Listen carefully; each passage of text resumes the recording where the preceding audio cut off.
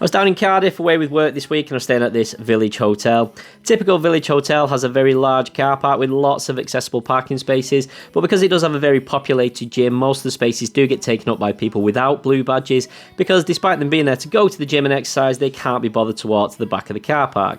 However, despite my very last minute booking, I actually sat in my car and booked this from the car park, I was able to get an accessible room. I was really impressed with this room. I really liked the funky wall, it gave a really nice modern vibe to it, and the room had all the amenities that I needed for my stay. At this point late in the day, I was absolutely starving, so I'm going to have to take a quick break from the room tour and headed down to the restaurant to get myself some food.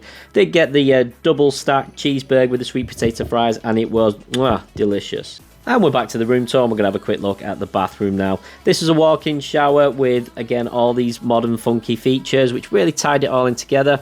All the essentials, drop-down rails, shower seats, emergency cord, accessible sink, all tick the boxes.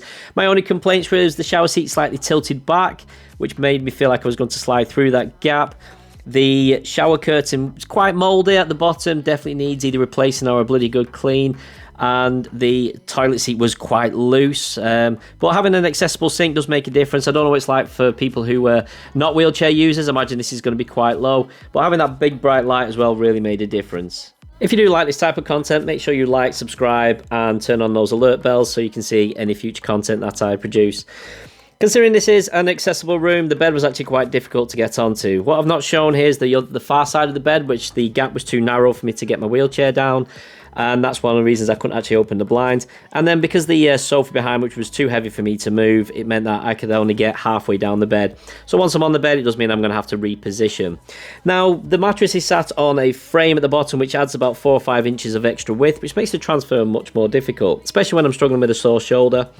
Then getting my feet on, I've got to be careful not to drag my feet over that extra plinth. Even though it is padded, I've just going to want to make sure I don't damage my feet. I've been sat in meetings all day, so my legs are really stiff, so you will see my legs spasm here. This is involuntary spasm, I've got no control over that. That's just my tendons and ligaments and muscles all contracting, trying to get back into the position they've been sat in all day. That spasm will shake out, and they do then become a bit more manageable. This bed was super soft. It was quite difficult to then sit myself back up, especially when I'm struggling with the really damaged right shoulder still. So once I managed to get myself up and get back to the edge of the bed, this is where you can really see the extra distance that we've got to transfer. As I transfer across, it puts all this pressure down into my shoulder, and that becomes quite painful. But having no other option at this time, it's just got to be done. Thanks for watching. I'll see you in the next one.